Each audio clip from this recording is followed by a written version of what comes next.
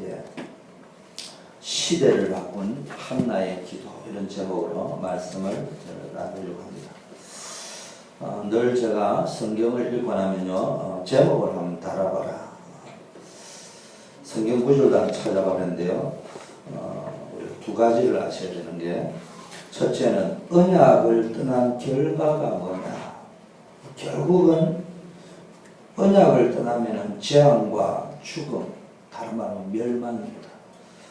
도적이 온 것, 사탄이 우리에게 가져다 주는 것은 도적질하고 죽이고 멸망시키는 것인데 무엇을 도둑질하느냐. 도둑놈이 와가지고 여러분의 쓰레기통 뒤져가지고 쓰레기를 도둑질해가면 얼마나 좋겠어요. 집에 오면 가장 값진 것, 보배로운 것, 귀한 것들을 도둑질하잖아요. 우리에게 가장 귀한 것이 뭡니까? 언약입니다. 이거를 도둑질해가니까 언약을 떠났다는 말은 그것을 사단에게 빼앗겼다는 이야기나 똑같은 겁니다. 그러면 결국은 죽음과 재앙과 멸망밖에 없습니다. 성경 이 사무엘 쓴 기자는 이거를 전달하려고 하는 거예요. 근데 여러분 알다시피요, 사사기가 있고 룻기가 있고 사무엘서가 있습니다. 우리는 사사기라면 주로 언제니까 9월달 가정의 달에 어버이날, 엄마날 이런 날에 룻기 이야기합니다. 효우가 돼야 된다. 그 다음에 어린이날 뭐 하죠? 사무엘상 1장 펴가지고요 뭐 엄마는 자식 교육을 이렇게 해야 된다. 아니면 뭡니까 홈리가 빙어하서 이야기하면서 아이를 잘못 키우니까 이렇게 악하게 되었더라. 주로 그게 쓰는데 그게 아니고 원래 룻기는 오순절날 이런 거예요. 근데 그것보다 더 중요한 거는 룻기와 사무엘상은 무슨 책이라고요? 사사기입니다. 사사기다란 말로. 룻기도 사사기 시대 이야기고 사무엘상도 사사기 시대 이야기입니다. 사사기가 뭡니까? 반복되는 전쟁과 재앙 시대입니다. 그럼에도 불구하고 이스라엘 백성들은 정신을 못 차리고 자기의 소견에 오른 대로 살고 있다. 그래서 답이 없다. 그래서 앞으로도 이런 재앙은 계속 반복될 것이다. 이런 게 사사기입니다. 그래서 사사기 마지막 21장 25절은 이게 자기의 소견에 옳은 대로 행하였더라라고 끝을 내므로 인해서 이 사사기 시대는 계속 암흑 시대가 될 것이고 재앙 시대가 될 것이고 반복적인 실패와 재앙의 악순환이 계속될 것이다. 영적인 흑암 시대. 이걸 암시하고 있는 게 사사기의 끝장입니다. 21장 25절.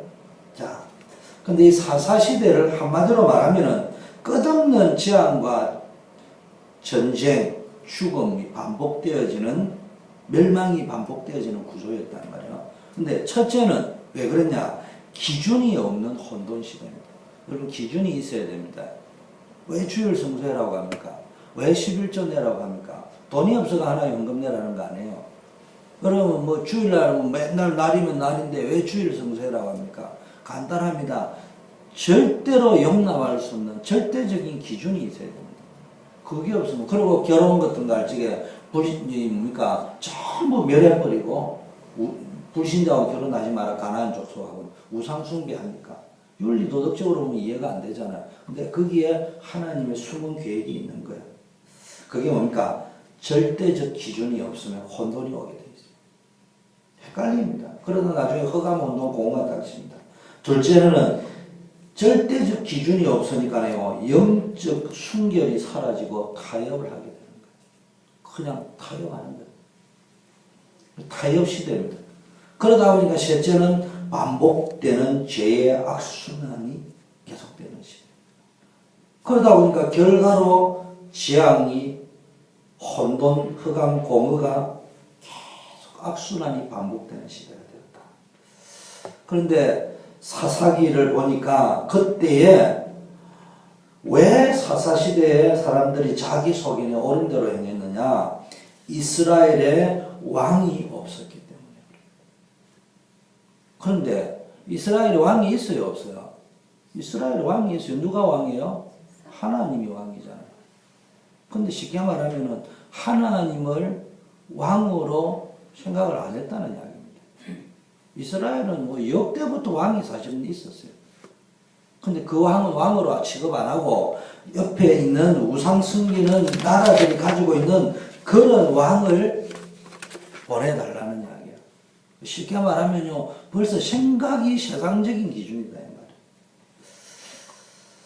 자신들의 진정한 왕은 버리고 세상적인 왕을, 그 왕만 있으면 될 줄 압니다. 다른 말로 하면요, 말씀을 버렸습니다. 하나님은 안 보이잖아요.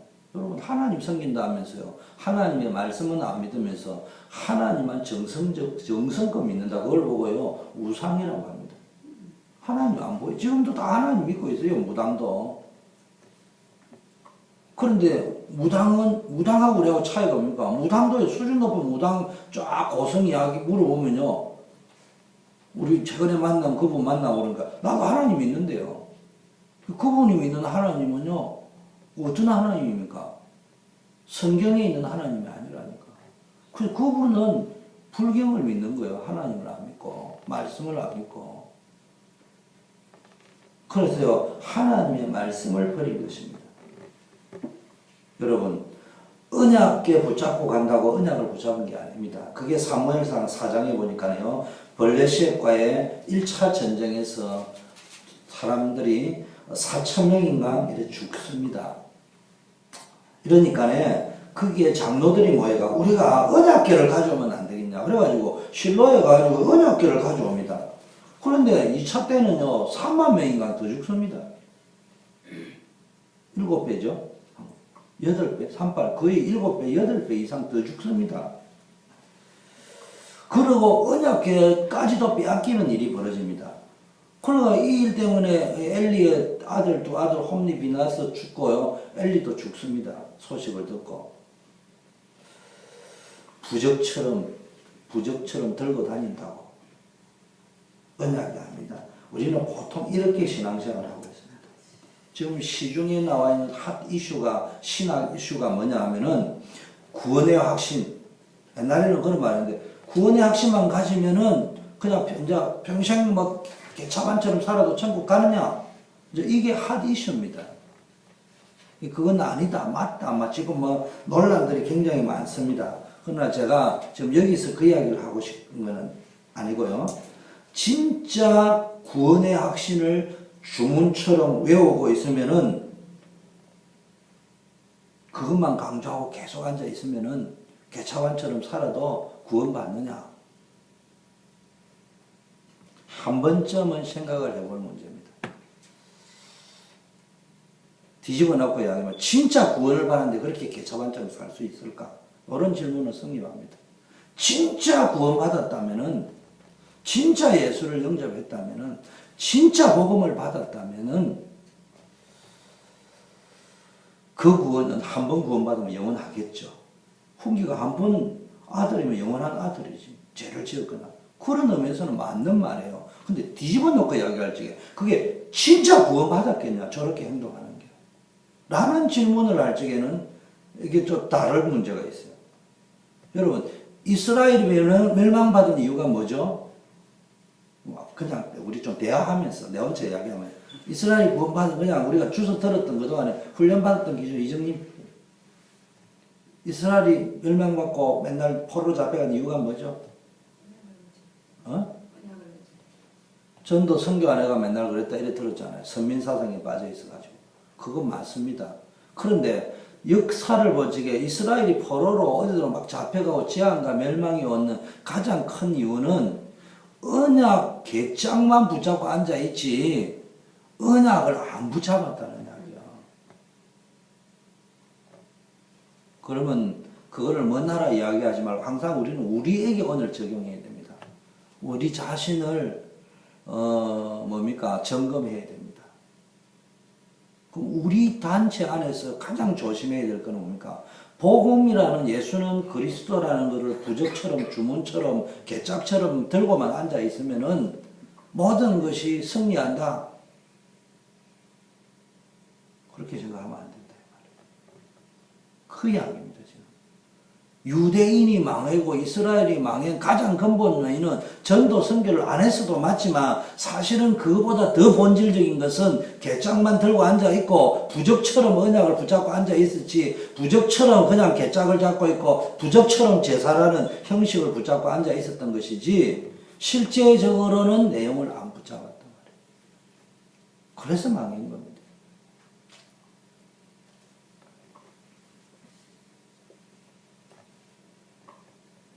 그럼 뭐 윤리 도덕적으로 뭐 깨끗해라 그 말을 이야기하는 건 아니잖아요. 그럼 악하기라면 다윗이 더 악하잖아요. 다윗은 언난 죄도 범해놨고요. 그 정도가 아니고 그거 덮으려고 충성된 신하를 전쟁터에 내보내가지고요 죽이버리고 그랬습니다. 그런데 성경 어디에 다윗 보고 내 마음에 합하지 않다는 말이 없어요. 나 후회한다 이렇게 한 적이 없어요. 근데 사울왕 세워놨고요 후회한다 했습니다. 모든 그런 일이 되어 있습니다. 우리는 또 그걸 가지고 윤리 도덕이 기준이 아니다 이렇게 이야기하면서요 그냥 갑니다. 윤리 도덕을 이야기하는 게 아니고요 진짜 딱 골치게 이 사람이 진짜 언약을 붙잡고 있느냐 이 말이에요. 언약을 붙잡고 윤리 도덕으로 깨끗해진다 이런 말도 안 해요. 진짜 언약을 가지고 있으면 보면은 자신도 알 수 있고요 옆에서 봐도 알 수 있을 정도로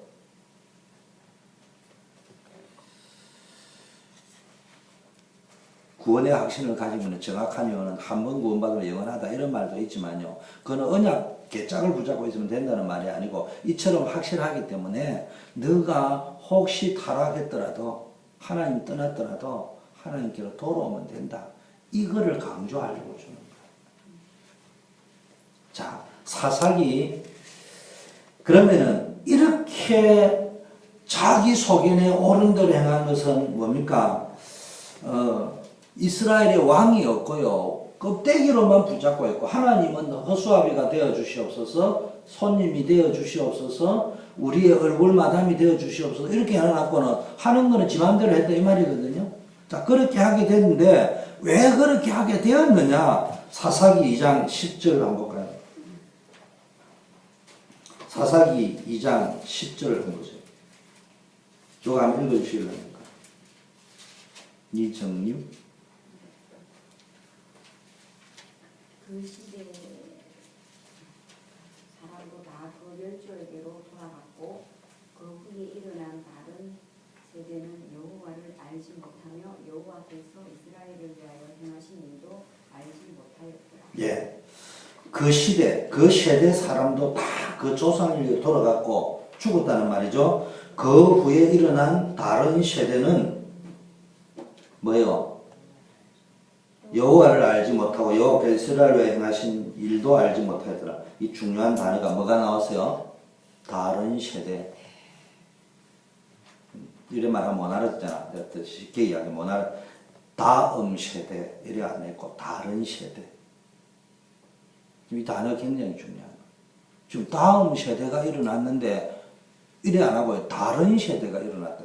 지금 다음 세대가 변질되어 가지고 전혀 다른 세대로 나타났다 이 말이에요.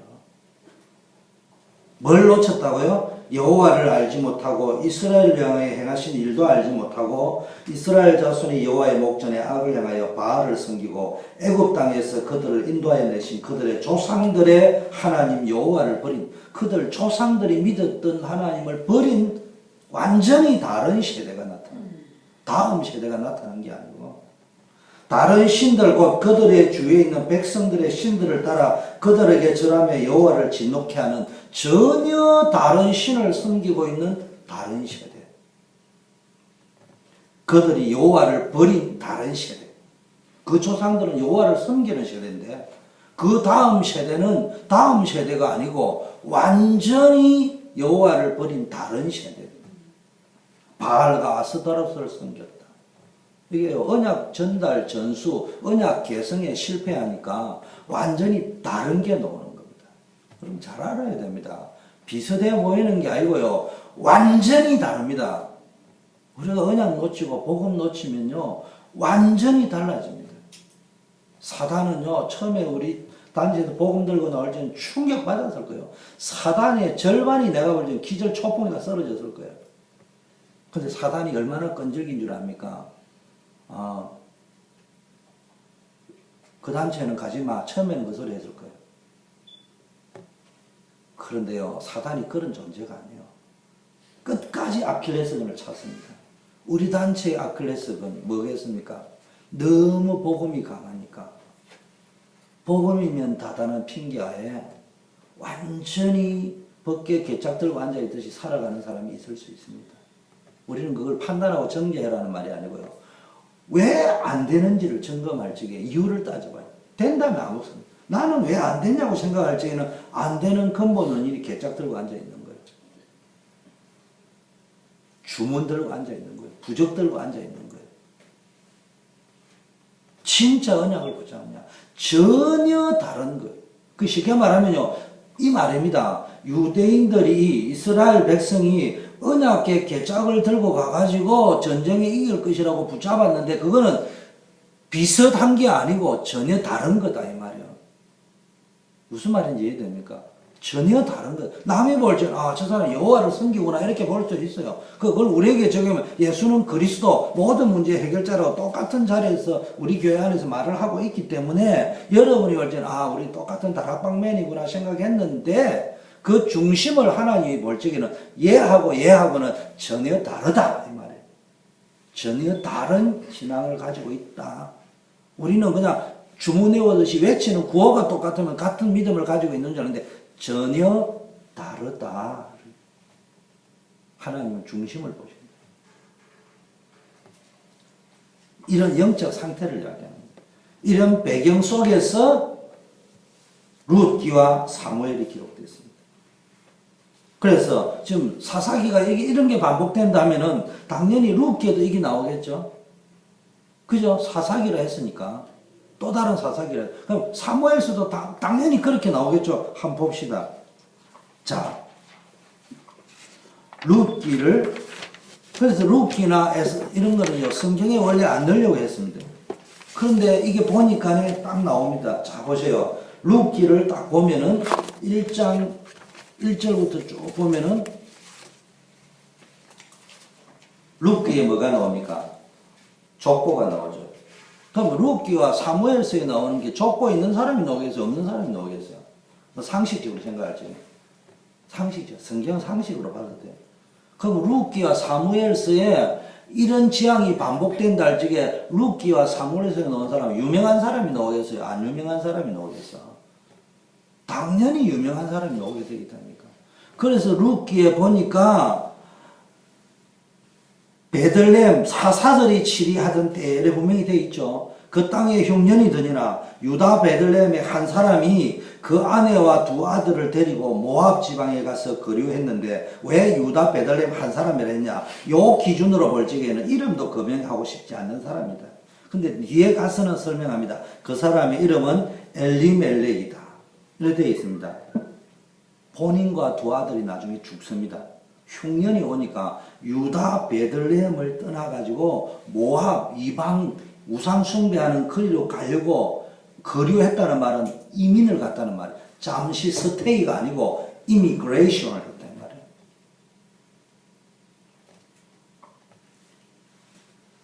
그런데 결과만 이야기해요. 나중에 이 사람이 유력한 가문이라는 특징으로 룻이 누구를 만났어요? 보아스를 만나가지고 오벳을 낳는데 사실은 영적인 의미에서 룻이 보아스를 만나가지고 오벳이라는 다윗의 할아버지를 낳게 되는데 여러분이요 딱 보면 그럼 이 사람이 누구겠습니까? 이 사람이 누구예요? 예? 그 룻이 무슨 결혼을 했습니까? 대를 잇는 계대 결혼을 했어요. 자식이 없으니까 죽어버리니까 그 집안에 씨를 이어야 되기 위해서 보아스하고 결혼했어요. 보아스는 누구의 집안이에요? 씨를 위해서 결혼한 거예요. 엘리멜렉의 대를 이어주고 그 자식의 대를 이어주려고 결혼했잖아요. 그러면은 쉽게 말해 이거부터 먼저 알아야 돼요. 성경의 계대 결혼이라는 것은 대를 이어주는 건데 자식이 없으면 우리는 요즘 뭐 한다고요? 양자를 드리잖아요. 또 양자가 안 되면 요즘은 양자보다 먼저 하는 게 뭐죠? 정자언행이나 이런 걸 이용해가지고 이렇게 뭐 합니까? 인공수정을 하다가 또 이렇게 하잖아. 그런데 그 시대는 그런 의학이 발달하지 않고 이런 문제들이 안 나오던 시대니까 제일 먼저 나오는 요즘 말하면 양자, 대를 이어주죠. 양자는 건 정확하면 양자가 아니고 대를 이어가는 거죠. 정확하게 말 양자 시대가 아니고 그 대를 이어가는 거기 때문에 계대 결혼이라는 거예요. 그 당시에 양자를 입양하는 방법이 뭐냐 하면은 결혼을 했는데 남편에게 자식이 없고 남편이 죽으면은 시동생하고 결혼한 그 양자, 그러면 시동생에게서 낳은 그 아들은 시동생의 아들이 아니고 누구의 아들이 되는 거예요? 형님의 아들이 되는 거예요. 그래가 양자 입양을 한다 이 말이에요. 그런 식으로 했다는 말이에요. 그런 배경 속에서 지금 보아스라는 사람이 성경에는 보아스라 하자면 실제적으로는 누구예요? 엘리멜렉 말론의 자식을 낳았다는 거예요. 양자를. 그러면은 룻기를 대충만 읽어봐도 또 베들레헴이라는 게 나올지 이게 누구라는 말이에요? 유다 지파 사람이라는 거예요. 유다 지파만 아니고 쭉 룻기의 4장에 나오는 나중에 족보 이야기를 보면서 보아스가 계대 결혼을 통해서 오벳을 낳았다는 말을 할 적에는 룻기 4장에는 엘리멜렉이 뭡니까? 이 보아스가 룻과 결혼해가지고 오벳을 낳았다는 건데 성경을 요대로 하면 이렇습니다. 엘리멜렉이 말론과 기론이라는 두 아들을 낳았는데 엘리멜렉도 죽고 말론과 기론도 죽습니다. 그래서 나오미가 롯을 데리고 가서 그 말론과 기론을 통해서 엘리멜렉 가문을 이을 양자 삼을 수 있는 적통을 찾았는데 그 사람이 누구요? 보아스입니다. 그러면은 보아스가 난 오벳은 누구의 아들이에요? 누구의 양자요? 법적으로 이야기하면은 말론의 양자죠. 그럼 엘리멜렉의 가문이다 이 말이에요. 근데 이제 성경은 보아스로 쭉 넘어가는 거 되어 있습니다. 근데 오벳이라는 이름을 오자하고 나오미하고 똑같은데 성경에 보니까 나오미의 아들이라고 해서 오벳이라고 지었어요. 그 말하면 제 말이 뭐 말인지 이해되죠? 그러니까 원래로 가자면은 보아스가 오벳을 낳고 이래 하는 것이 아니고 말론이 오벳을 낳고 이래 가야 되는 가문이라 이 말. 쉽게 말하면 지금 룻기에 나오는 이 가문은 그냥 나오는 가문이 아니고 원래 다윗의 계보를 이어가야 될 가장 유력한 가문이었다. 그 사람이 지금 흉년이 왔다고 모압으로 갔다는 말이에요. 그 밑도 끝도 없이 사건을 해퍼닝을 적어가 뭐 재미나는 이야기를 적어놓은 게 아니고요. 이 사람이 사사기 시대를 대표하는 초기 대표 인물을 룻기, 후기 대표 인물을 사무엘서 있잖아요. 초기의 대표 인물이 가장 다윗의 계보의 조상 1순위였던 사람이 언약을 놓치고 문제 왔다고 약속의 땅 베들레헴을 떠났다. 이거를 지금 룻기가 강조하고 있는 거예요.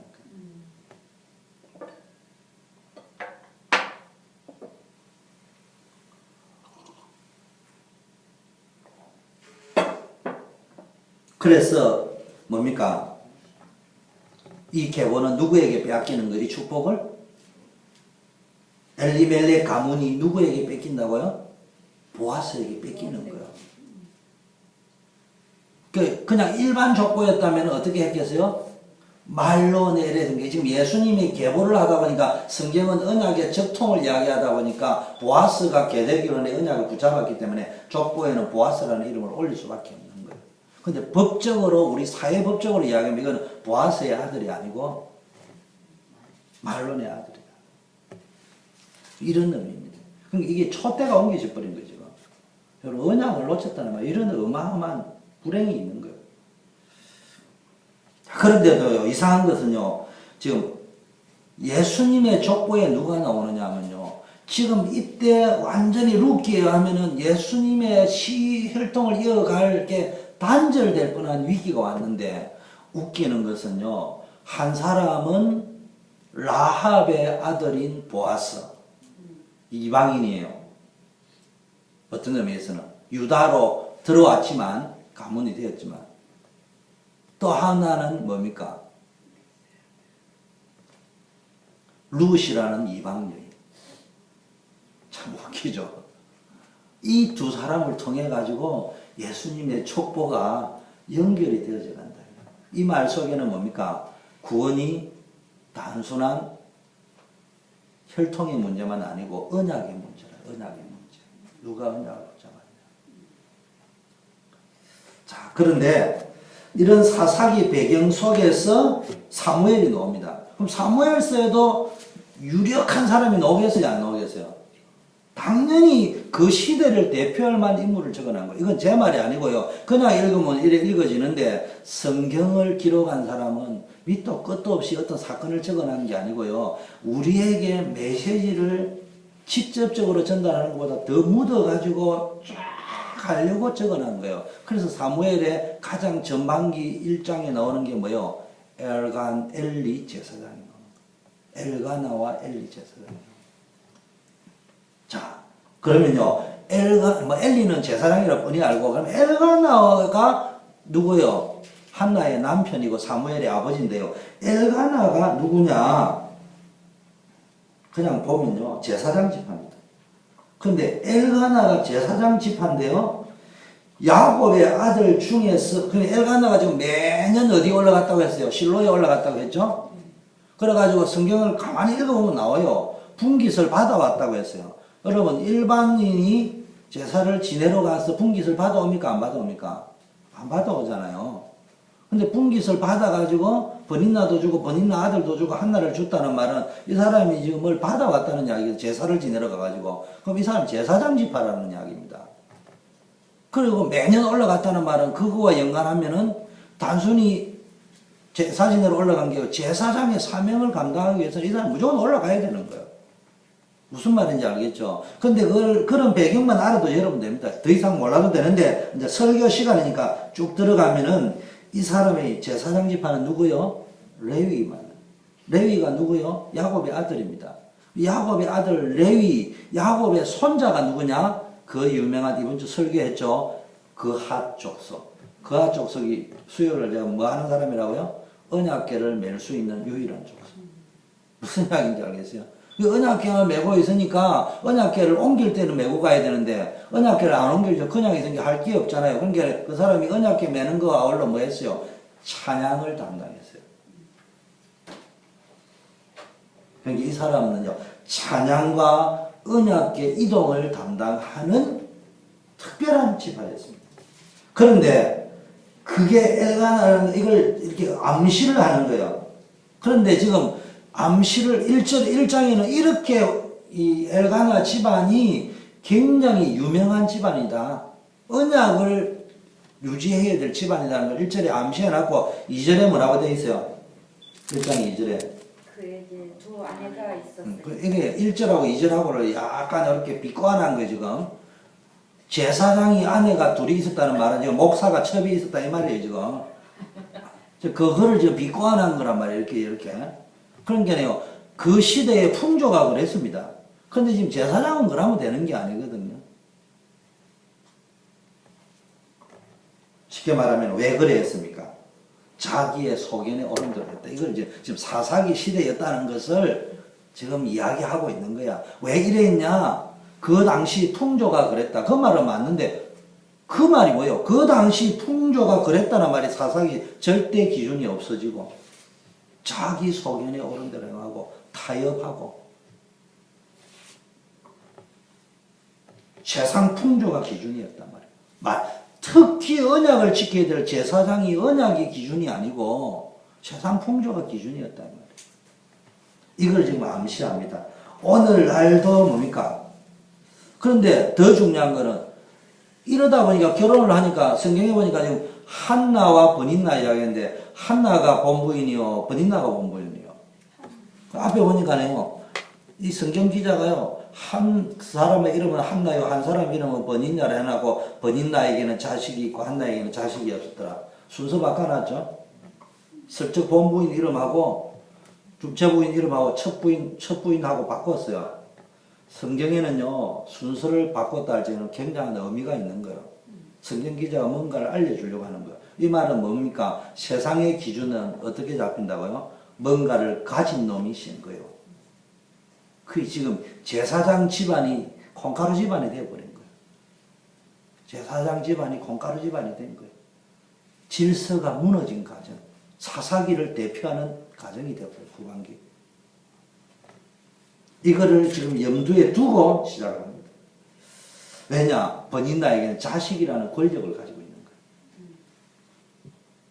그러니까 우리도 신앙생활 이렇게 합니다. 뭔가 가진 놈한테 전부 다. 그러니까 막 우리도 막 증거가 어떻고 뭐 어떻고 그거 쏘고면 안 돼요. 우리는 그러면 막 그게 뭐가 있는 줄 안다니까. 눈에 보이는 게 있어요. 세상 기준은요, 권력 가지고 있습니다.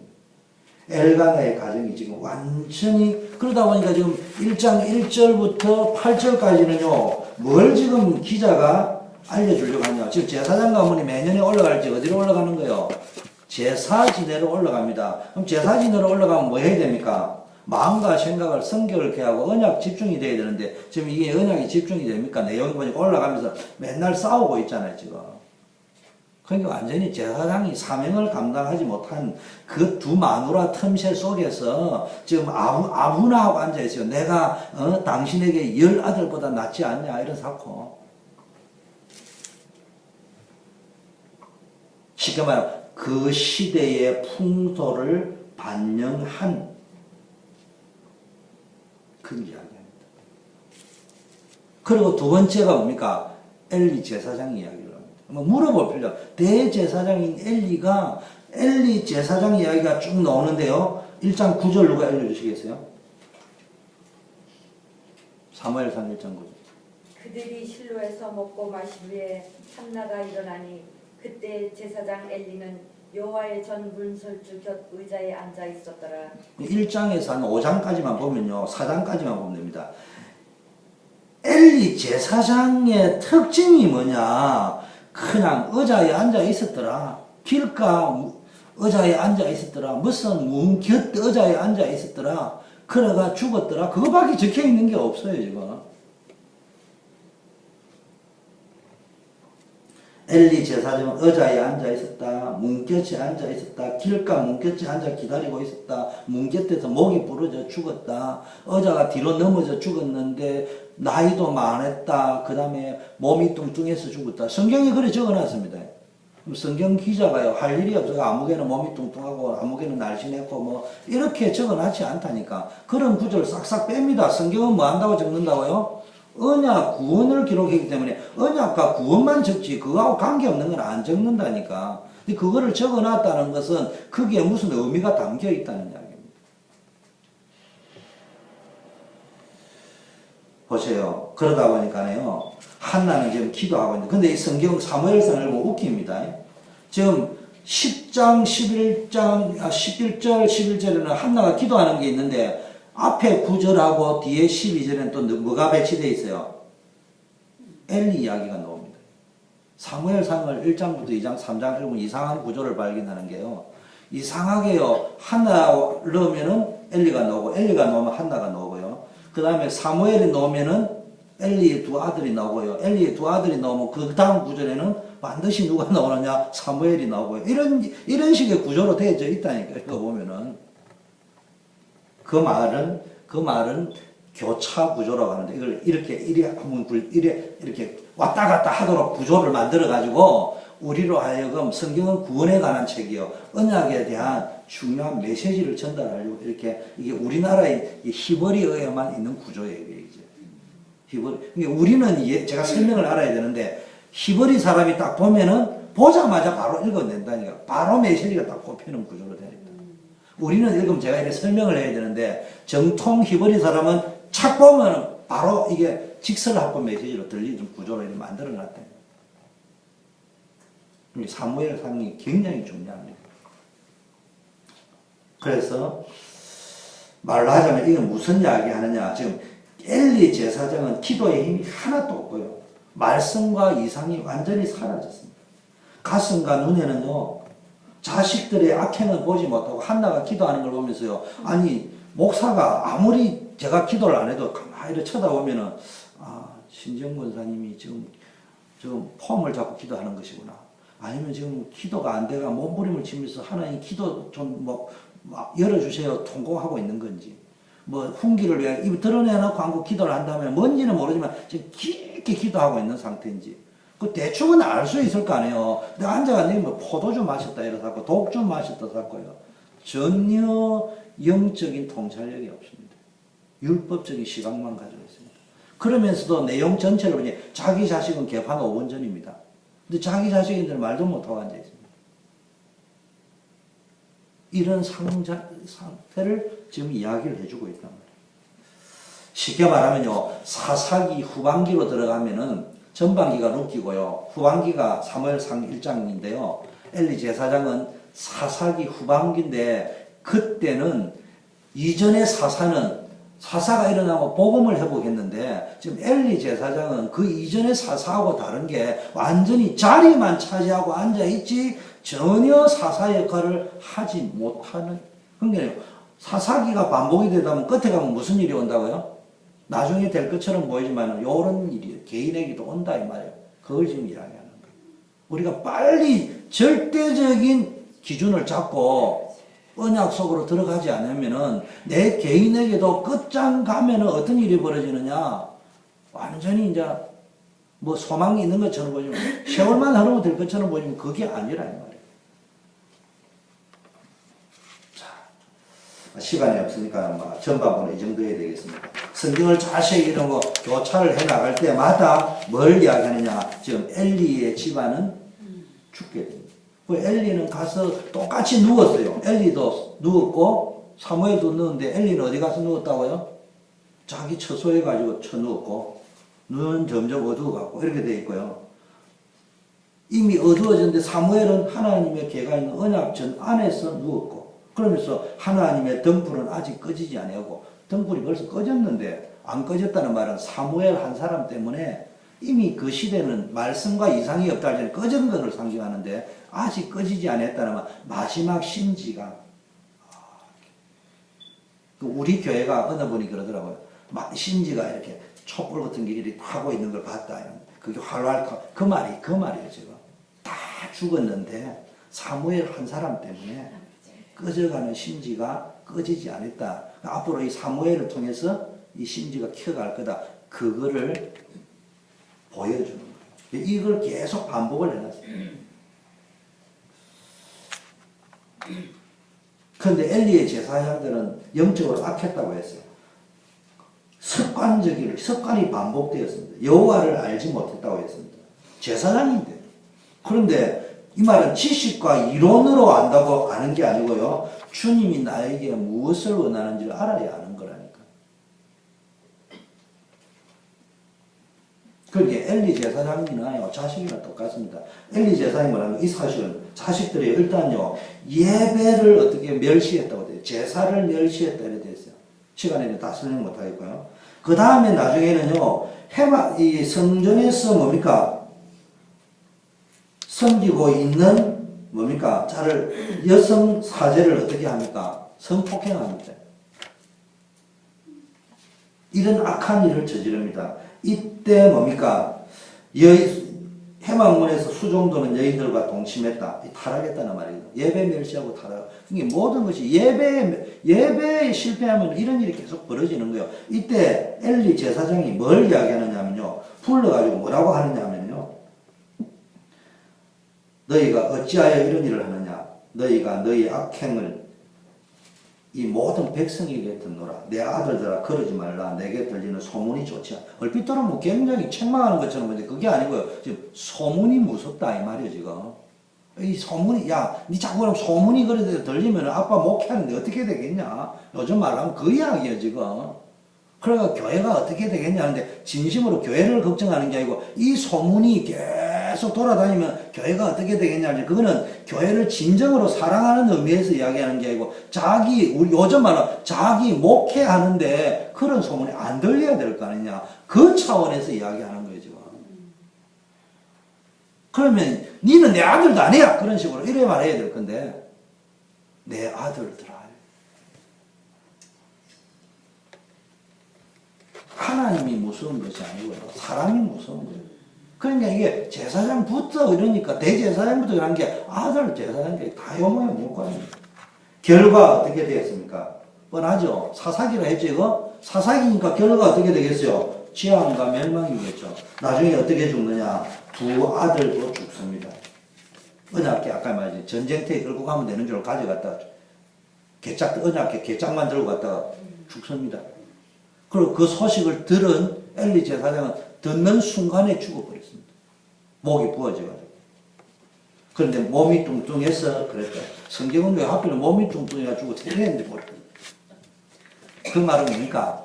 제사장은 몸 뚱뚱하면 된다는 말이고, 그 성경에 보니까 이렇게 해놨습니다. 너희가 어째 제사를 멸시하고 고기만 처먹어가지고 배만 불렀느냐, 이렇게 해놨어요. 그러니까 이게 이제 그 사명은 감당 안 하고 고기만 처먹었으니까 뚱뚱해졌을 밖에, 그걸 지금 쉽게 말하면 빈 껍데기만 들고 앉아있지 아무것도 안 했다, 이 말이에요, 지금.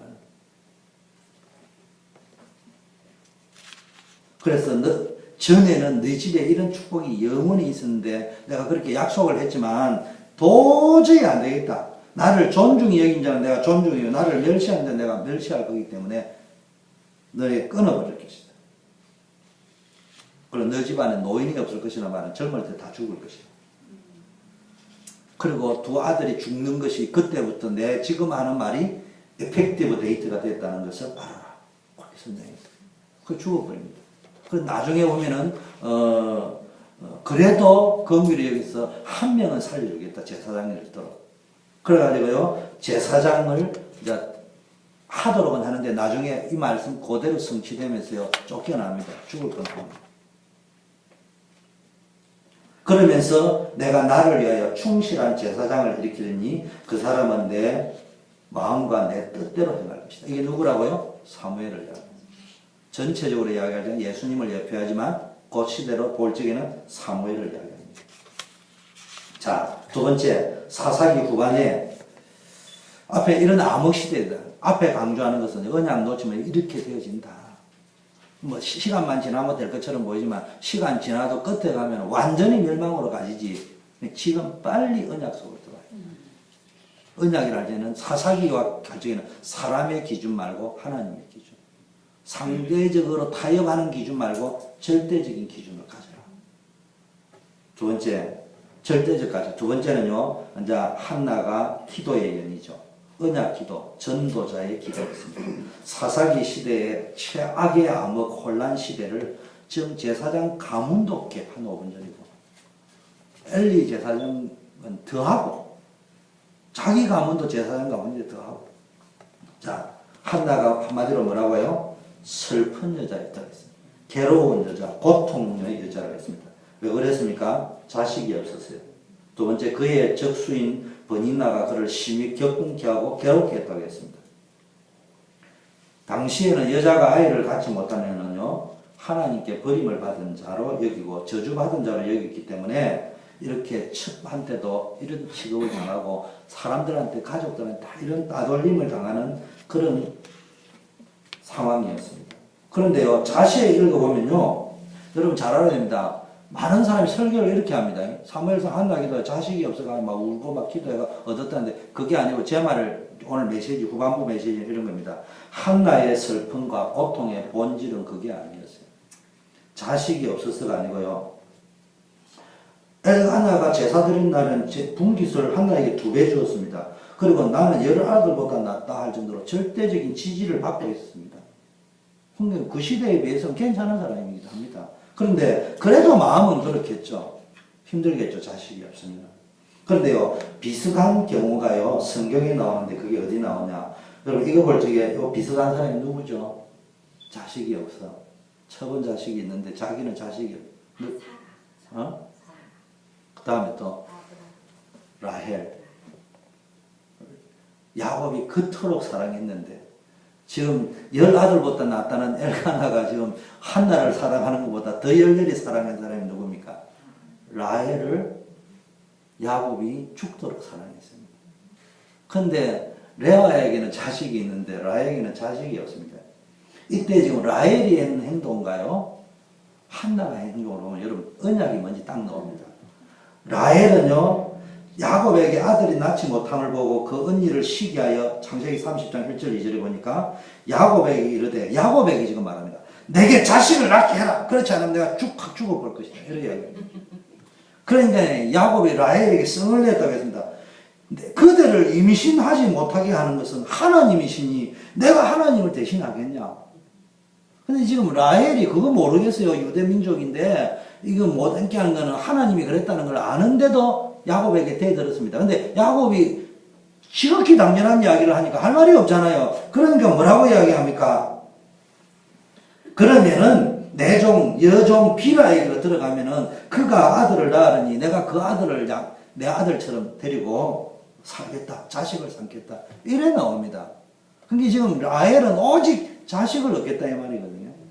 쉽게 말하면요, 한나가 슬퍼하고 괴로워하는 본질은 자식이 없다는 말을 지금 제가 설명하려고 하는데요. 요 말을 알아들어야 됩니다. 제가 요즘 계속 메시지인 게 사도행전 1장 6절에 빠져 있지 말고 8절로 들어가라. 자꾸 기도를 하는데 내 문제 하지 말고 완전히 하나님의 언약성 기도를 받아라 이랬는데 지금 한나는 1장 6절에 허들기고 있는 기도를 하고 똑같은 문제인데 자식이 없는 라헬은 한나는 1장 8절 속에 들어간다니까. 문제는 똑같다니까. 근데 한나도 마찬가지로 지금 자녀가 없는데 하나님이 그에게 임신하지 못한 것이라는 걸요 연속해 가지고 보니까 5절에 반복을 해놨어요. 5절 6절에 그냥 그 구절을 읽어보면 하나 빼버려도 얼마든지 연결이 되게 되어 있는 구조입니다.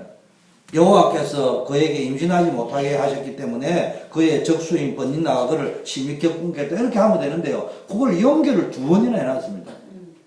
그게 한나도 지금 이게요, 여호와 하나님께서 그렇지 않다는 걸 아는데 똑같은 상황에서 라헬은 이렇게 행동했습니다. 자기가 자식을 얻지 못하는 걸 보면서 그녀가 불행하고 슬픈 인생을 살고 고통 속에 사는 인생의 본질적인 문제가 자식을 얻지 못했기 때문이다. 그래서 자식만 얻으면 모든 문제가 해결된다. 여기에 포커스를 맞췄어요. 그래서 남편에게 대들고 그것도 뻔한 이야기를 들으니까 또 언약적인 이야기를 들으니까 그럼 다른 걸 통해서 하자. 그 시대의 풍속을 따라하는 거. 그 시대의 풍속. 무슨 말? 절대적 기준을 무너뜨리고 어떤 방법으로든지 그 세상적이고 시대가 그래도 용납할 수 있는 거. 그런 게 잘못된 건 아니죠. 자기가 볼 적에는. 그런 적당한 선에서 그냥 해결하려고 합니다. 우리는 이거 빨리 버려야 돼요. 복음이라 하면서도요. 제가 왜 이 메시지를 지금 이렇게 하려고 하냐. 우리는 복음이라고 말은 못 들었던 메시지를 들으니까 충격을 받아놨는데 알고 보면은 개짝처럼 이야기하고 부적처럼 이야기하는 거지 내 안의 상태는 한나의 상태가 아니고 라헬의 옛날 복음 모르던 그 사상 그대로 가지고 있다 이 말이야. 그러면서 개짝을 들고 가면 나 복음이다 언약이다 이렇게 이야기하고 있는 거 똑같다 이 말이에요. 그러면서 더 유명한 거 창세기 30장 3절인데 이렇게 나와 있습니다. 나도 그로 말미암아 자식을 얻겠노라. 이런 표현이 있습니다. 이 말은 뭡니까? 나도 뭐로 해가지고 돈을 얻겠노라. 권세를 얻겠노라. 자식을 얻겠노라. 쉽게 말하면 자기 인생의 불행의 원인이라고 여기는 돈, 권력, 세상적인 것을 얻겠노라. 그러면 내 인생은 달라질 거야. 요게 지금 라헬이 가지고 있는 사상입니다. 나도 다른 사람이 가지고 있는 그것만 있으면 행복해질 것이라는 사상을 가지고 개짝을 들고 부적을 들고 앉아있는 예수는 그리스도는 부적을 들고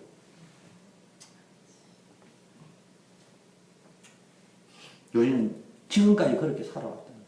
이 2가지 버려야 됩니다. 나도 세상 가진 거 가지면 될 것이다. 자식만 있으면 된다. 이런 기도는 사상을 가지면 안 돼. 자, 그러나 한나는 똑같은 생각을 갖고 있는데 자신의 인생의 슬픈 문제를 자식을 얻는 걸 가지고 해결하려고 한 게 아니고요. 라헬처럼 남편에게 자식을 얻게 하라고 요구하지 않고 또 다른 방법으로 자식을 얻는 데 포커스를 안 맞추고 하나님께 나갔습니다. 쉽게 말해 이게 뭘 생각하냐? 내가 자식을 못 얻는 것은 내가 하나님께 죄를 지은 것은 아닐까? 아니면 또 다른 내가 모르는 어떤 문제가 있는 것은 아닐까? 그래서 하나님께 풀려고 했답니다. 문제를 똑같은 여자인데도요, 라헬과 한나는 생각이 분명히 달랐고요, 문제를 보는 눈도 달랐고요, 문제의 원인을 보는 눈도 달랐고, 그 문제를 해결하는 애티튜드도 달랐습니다. 모든 슬픔과 불행의 원인이 자식이 없거나 모든 사람이 가진 그것이 내게 없어서 불행한 것이 아니고, 또 그것만 가진다고 해서 해결되는 문제가 아니고, 이 문제의 근본 원인은 하나님께로부터 출발되어져야 된다. 그러므로 나는 하나님께 기도해야 된다. 그래서 하나님께 해결함을 받아야 된다.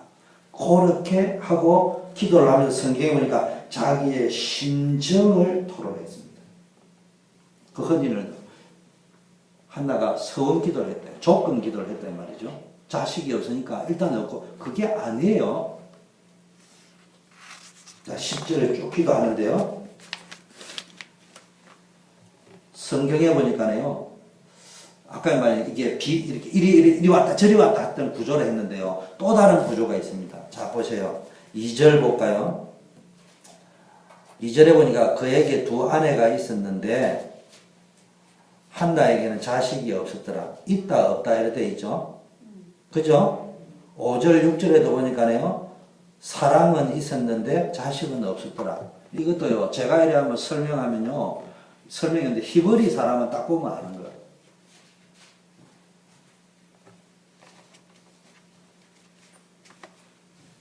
우리는 그냥 이걸 보면은 뭐 교차구조, 이걸 병치 구조로 한다. 있다 없다, 있다 없다. 근데 자 보세요. 있다 없다 구조로 1장 전반부 있다 없다 구조로 가는데 3절 보니까 여호와의 홈리와 비나스는 여호와의 제사장으로 거기 있었더라 이래 됐죠. 우리 성경 읽으면 그냥 가는데 히브리 사람이 볼 때는 당연히 없었더라가 뭐가 없었더라가 나와야 되는데 없애버렸어요. 생략해놨어요. 생략을 할 때는 뭐라고요? 강조법입니다. 반복을 하는 것도 강조법이지만 있어야 될 자리에 없는 것도 강조법이에요. 우리는 모르는데 히브리 사람이 딱 보면 안단 말이에요. 이 말은 악한 불량 제사장인 홈리와 비나스는 있었는데 없었더라는 말은 진짜 하나님이 찾으시는 제사장은 없었더라. 그걸 우리는 모르는데 히브리 사람은 이걸 딱 보면 딱 보이게 돼 있는, 상상을 하게 돼 있단 말이에요. 그러면 지금 한나가 누구라고요? 히브리 사람이야. 무슨 말인지 알아요? 지금 이 사무엘상을 적어놓은 사람이 지금 그냥 묻어가지고 진짜 중요한 메시지를 전달하려고 하는 거예요. 그게 뭐냐? 한나가 지금 기도 중에 뭘 찾아냈느냐? 있고 없고를 쭉 생각하다가 이 시대에 진짜 하나님이 원하시는 언약이 없구나. 그리고 그 언약을 전달할 자가 없구나. 그걸 찾아냈다는 거예요.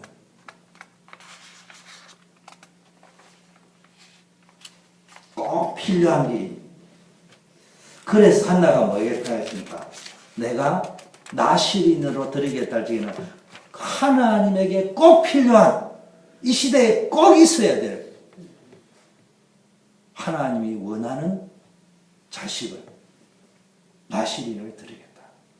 지금 뭘 봤다는 말이에요? 빌립보 2장 13절에요. 너희 안에 행하시는 하나님이시니 너희로 하여금 자기의 소원을 두고 행하게 하신다. 한나가 지금 그걸 봤다는 이야기예요.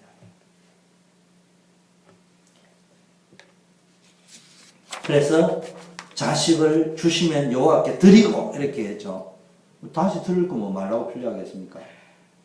그런데 드리고 이럴 때는요, 이제는 이미 이 상태에서는 지금 이 말하는 건 조건부 기도가 아니었다.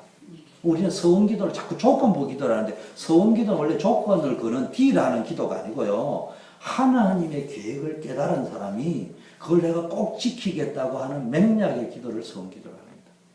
우리는 병 낫게 해주면은 선교사들 그런 걸 서원 기도라고 하는, 그거는 서원 기도가 아니고요, 그걸 무당식 기도라고 하는 거예요. 서원 기도라는 것은 정말로 하나님이 나에게 이런 응답을 이미 주셨기 때문에 내가 그걸 꼭 지키게, 하나님 나를 선교사로 부르셨기 때문에 내가 선교사로 지키겠습니다. 그걸 소원기도라는 겁니다. 증거 볼까요? 성경에 보니까요, 성경 2장에 사무엘상 2장에 보니까 한나가 기도합니다. 찬양 기도를 합니다. 왜 그럴까? 아까 그 지파가 뭐냐고요? 찬양하는 지파였어요. 그래서요, 한나가 했는데 보니까요, 딴 거는 여러분 대충 몰라도 되지만 성경 박사 몰라도 되는데 평신도도 읽으면 딱 나오는 것 가운데 이게 하나님이 나에게 2장 5절에 임신하지 못하던 자는 7을 낳았고 이런 말이 나옵니다. 그 자기를 이야기하는 거거든요. 그러면 지금요, 한나가 지금 이 찬양을 할 때는 사무엘 하나밖에 없을 때입니다. 근데 자식을 7을 낳았고 이런 말을 한다는 말은요, 이미 하나님이 자식을 7명 주겠다고 약속을 받았다는 이야기요. 무슨 이야기인지 알겠습니까? 그렇기 때문에 지금 뭡니까? 자식을 가지고 딜하는 기도가 아니라니까. 실제적으로 성경에 보니까 뭐가 나오느냐면요, 2장 21절에 보니까 세 아들과 두 딸, 5명이죠. 거기다가 사무엘 6명을 낳습니다. 근데 왜 7명을 했냐? 여러 가지가 있습니다. 완전수를 상징하는, 완전한 자식을 주겠다. 이런 말이 써 있고요. 사무엘은 갑절 2배로 쳤습니다. 7이라는 이야기도 있을 수 있고요. 사무엘을 통해 가지고 메시아가 올 겁니다. 영적인 의미에서 7이라고 했을 수 있는데, 근데 중요한 거는 그것을 중요한 게 확실한 거 하나는, 한나는 이미 하나님께로부터 자녀의 약속을 받은 것. 이게 딜하는 기도가 아니에요. 하나님의 소원이 뭔가를 알아요. 제가 왜 이걸 강조하느냐? 여러분의 기도가, 여러분의 신앙 색깔이 하나님과 딜하는 색깔이 되면 안 돼요. 그냥 나를 들으세요. 그러면 여러분의 사업을, 여러분의 가정을, 여러분의 인생을, 여러분 자신을 그냥 하나님께 진짜 드리고 싶어요. 남은 인생. 하나님이 축복하실 때 있습니다.